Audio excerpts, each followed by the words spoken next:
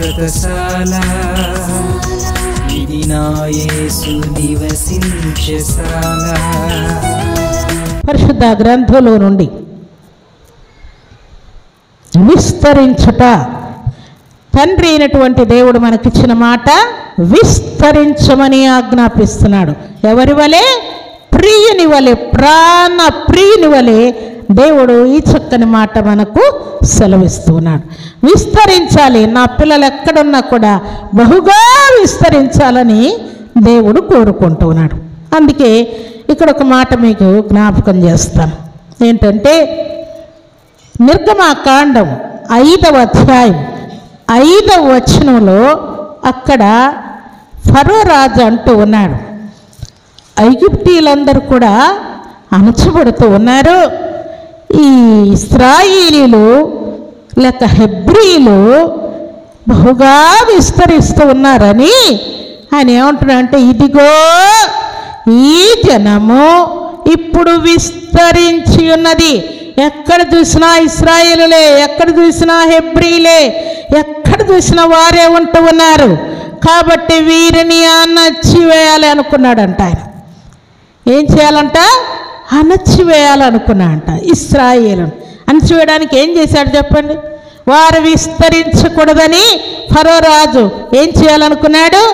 మంత్రసానులకు ఆజ్ఞాపించి, చూడండి కాన్పులు చేసేవారు మీరే కదా, పుట్టబోతున్నటువంటి మగ బిడ్డలందరినీ ఏం చేయమంటున్నాడు? చంపేసేయండి.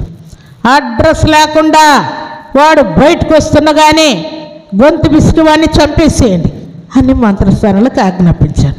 మంత్రసానులు భక్తి కలిగిన వారు గనక వారు దేవునికి భయపడి, అయ్యో వీరు దేవుని పేరు పెట్టబడిన వారే, వీరిని ఇలాగూ చంపితే దేవుని యొక్క ఉగ్రత మా మీదకి వస్తుందని వారు భయపడి రాజు దగ్గరికి వెళ్ళి, ఏంటి మగబిడ్డలందరినీ చంపమని చెప్పాను కదా, ఏం చేస్తున్నారు మీరు అని రాజు వారిని పిలిపించి అడిగితే అప్పుడు చెప్తూ ఉన్నారంట వారు, అయ్యా ఇశ్రాయేలైనటువంటి స్త్రీలందరూ, హెబ్రీ స్త్రీలందరూ కూడా ఎలాంటి వారంటే చాలా చురుకైన వారు.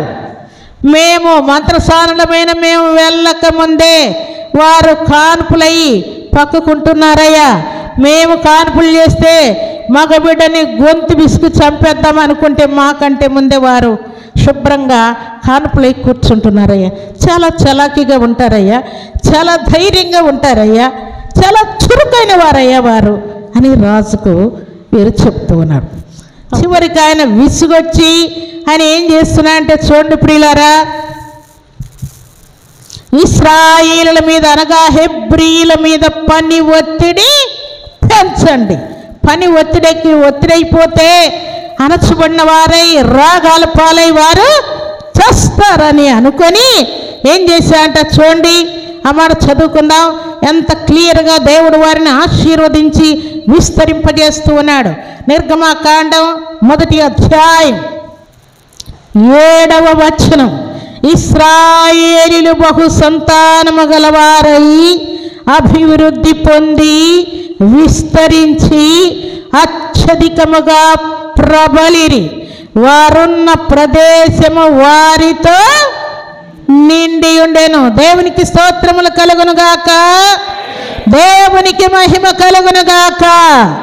రాజు ఎంత ఇశ్రాయేలును అణచి వేస్తున్నాడో, ఎంత ఇబ్బంది పెడుతూ ఉన్నాడో, ఎంత కష్టపెడుతూ ఉన్నాడో, అంతగా ఇశ్రాయేలు ఏమవుతున్నారంట? అత్యధికముగా ప్రబలిపోతూ ఉన్నారంట. తూర్పు పడమర ఉత్తర దక్షిణ దిశలకు విస్తరిస్తూ ఉన్నారంట. ప్రియులారా, దేవుని సన్నిధిలో చేరినటువంటి దేవుని ప్రియబిడ్డలమైన మనకు కూడా ఇలాంటి హింసలు రావచ్చు. రాజు అంటూ ఉన్నాయంట, చూడండి హెబ్రీలకు మన్ను ఇవ్వద్దండి, గడ్డి ఇవ్వద్దండి, ఏమీ ఇవ్వకుండానే మన్ను గడ్డి ఇచ్చినప్పుడు ఇటుకలు ఎన్ని చేసేవారు, అలాగే మనం ఏమి ఇవ్వకపోయినా కూడా అన్నీ ఇటుకలు సిద్ధం చేసుకొని తెచ్చి ఇవ్వాలి అని ఆజ్ఞాపిస్తున్నాడు. ఎలాగో ఒకలాగున కష్టపెట్టి వారిని ఇబ్బంది పెడితే వారు అణిచివేయబడి వారి జనసమూహం తగ్గిపోతుందని అనుకున్నాడు. దేవుడు అక్కడ విస్తరింపజేస్తూ ఉంటే ఈయన అణచివేయాలని కోరుకుంటూ ఉన్నాడు.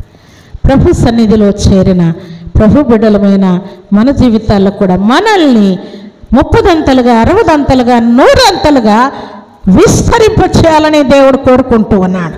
అయితే ఫరో వంటి అపవాది సంబంధులు వారి ఇంట్లోనే ఉండొచ్చు, వీధిలోనే ఉండొచ్చు, సంఘంలోనే ఉండొచ్చు, సమాజంలోనే ఉండవచ్చు, వారి భర్తే ఉండొచ్చు, భార్య ఉండొచ్చు, తల్లిదండ్రులే ఉండొచ్చు, ఎవరైనా సరే నిన్ను విస్తరింప చేయకుండా ఆటంకపరిస్తే అక్కడ ఇశ్రాయేలులను దేవుడు అత్యధికముగా ప్రబల చేసినట్టుగానే సర్వశక్తిమంతుడైనటువంటి దేవుడు నిన్ను, నీ ఇంటి వారిని, నీ పేరు పెట్టబడినటువంటి నీ బిడ్డలందరినీ కూడా దేవుడు అత్యధికముగా ప్రబల చేయాలని దేవుడు కోరుకుంటూ ఉన్నాడు.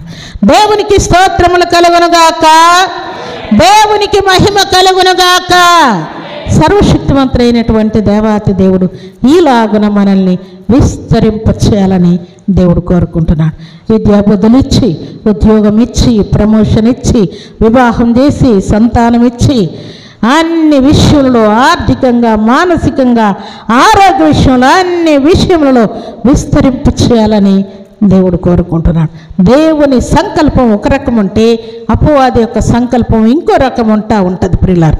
కానీ అక్కడ ఇశ్రాయేలును వారు ఎలాగున ఫరోయు ఆయన సైన్యం అణచలేకపోయారు, అలాగే ప్రభు సన్నిధిలో చేరిన మన జీవితాల్లో కలుగుతున్నటువంటి ఆటంకాలు, అపవాది యొక్క తొందరలు ఏమున్నా సరే వాటిని తప్పించటానికి, విడిపించటానికి, వాటిలో నుండి మనల్ని బయట తీసుకుని రావడానికి, మనల్ని ఆశీర్వదించడానికి, ఘనకార్యాలు, శుభకార్యాలు మన జీవితాల్లో జరగటానికి దేవుడు సిద్ధముగా ఉన్నాడు ప్రియులారా. శత్రు ఎంత బలవంతుడైనా సరే అపవాదిని ఓడించి మనల్ని గెలిపించటానికి, మనల్ని విస్తరింపచేయటానికి దేవుడు సిద్ధముగా ఉన్నాడని దేవుడు ఈ శ్రేష్టమైనటువంటి మాటల వలన మనల్ని ధైర్యపరుస్తూ ఉన్నాడు. దేవునికి స్తోత్రములు కలుగునుగాక, దేవునికి మహిమ కలుగునుగాక. ఇక మీదట సర్వశక్తిమంతుడైనటువంటి దేవాతి దేవుడు సెలవిచ్చినట్టుగా విస్తరిస్తూ ఉంటావు. అధికారాన్ని పొందుకొని దేవుని కొరకు బలమైన సాక్షిగా నీవు నీ ఇంటి వారు జీవించాలని పరిశుద్ధ ఆత్మదేవుడు కోరుకుంటూ ఉన్నాడు. అలాంటి కృపా భాగ్యం సర్వశక్తివంతుడైనటువంటి దేవాతి దేవుడు సర్వ సమృద్ధిగా మనందరికీ అనుగ్రహించి ఆశీర్వదించునుగాక. ఆమేన్.